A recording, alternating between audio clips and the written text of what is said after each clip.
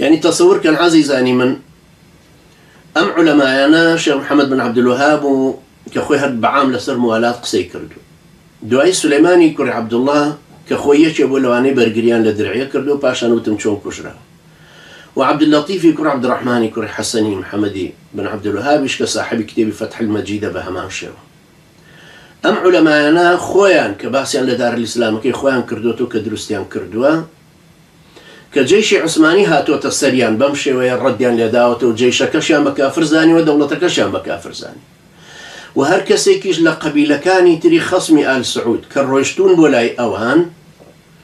تناند يجي كان هر لآل سعود خويتي ناويشي السعودة دواي بيوندي كابا ما تحت باشاوا بمرتديان داناوت كبيوندي لقل دولة عثمانية بستو جا ايوه اما مقارنه بكن لم زمني اما كجبارياوري ملحد مرتدي سيجار كافر وزيري بيجمرقا بفخر وشانازي وكو اخبار بومان اعلانك عليه امريكا موافقتي كردو كدولي وامان بو تشكيل كهموي لجر سرپرشتي خويا امريكا خيرك ابا باو كتوانيا